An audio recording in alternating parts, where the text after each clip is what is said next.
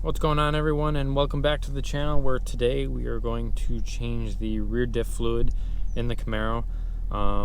Break-in procedure for this car is actually 1,500 miles is when you're supposed to change it. I'm at about 2, so I finally got a chance to actually change it.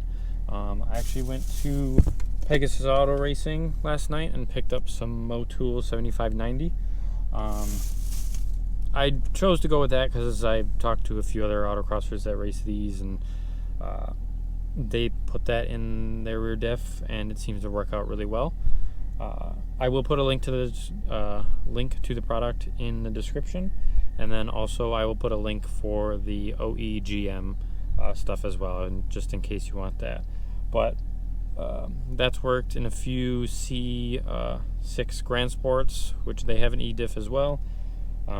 So yeah, let's get to it. Alright, you want to start by jacking up all 4 corners of the vehicle. Make sure it's nice and level. I do highly recommend getting a Z01 jack puck for this process, as it can fold over the pinch welds if you don't use it properly. Here we are under the vehicle. You can see the drain and the fill plugs. They are a 1/4 inch ratchet, so you will need a good one of those. Here I like to do the fill plug first, because it helps relieve the pressure when you are letting the fluid drain out. That way you don't get splatters everywhere.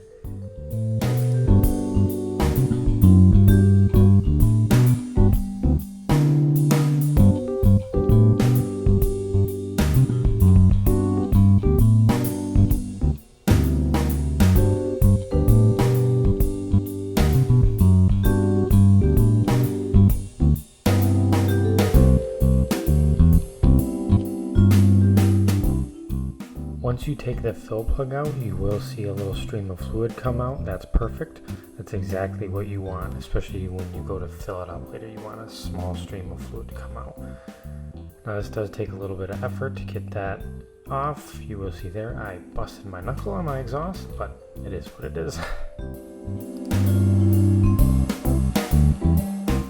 I highly suggest doing this in a well ventilated area. Gear lube absolutely stinks. So I did this in the garage with the doors open, and you can see the fluid coming out. Comes out pretty quick. It doesn't take long to drain this thing. You will see on the bottom all the clutch material that is stuck to the magnet. That's normal, especially after break-in. Now you can see the fluid has kind of stopped. You can see the kind of the gears in there. It's pretty neat to actually see.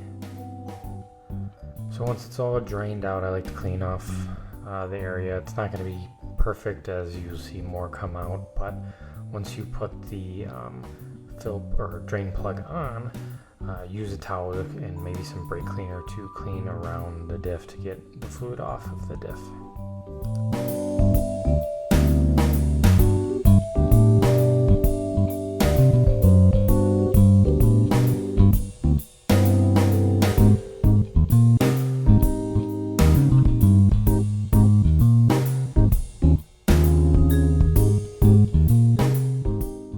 Now, as you will see here with the Motul bottle, you cannot get it up in the area to where to fill it.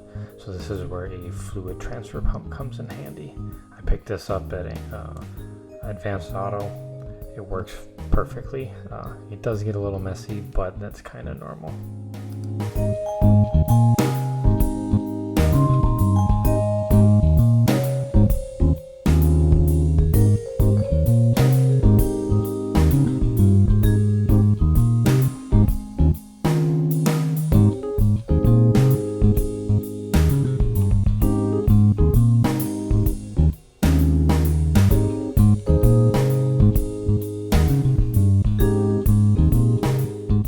As you can see, this steady stream of fluid coming down, that's about when you want to cap it off. I will do a few fluid changes on this as the autocross season goes on, because I mean, this car has a diff cooler, so I'm sure there's some of the old fluid in the lines still, but that is what it is. After that, you want to tighten these down. I did already tighten the bottom one, but I will recheck it again once I get the fill plug tightened.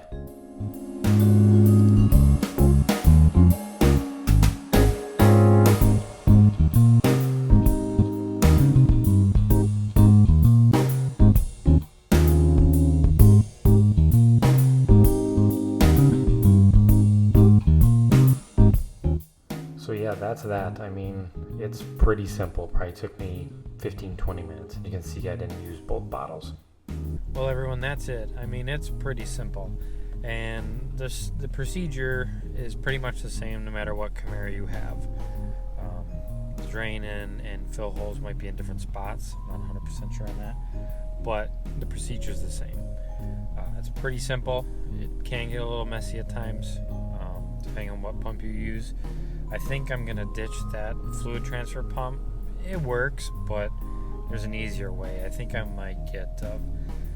I do have a Motul pressure bleeder for the brakes, so I might see if I can get one for the Diff. Maybe if they make a smaller one where I can pour the fluid in a tank, pump it up, and just have it squirt right into the Diff. I used a little more than I probably needed to, but I didn't know the capacity completely. And also I plan on changing it a few more times just to try and get all the old fluid out of there. But as for now, I have an autocross coming up in 2 weeks, hopefully, and we'll see how that goes. Finally getting some nice weather and rules are getting relaxed to where we can autocross again. So, until then, hit that like button, subscribe, and I will see you all next time. Have a good one.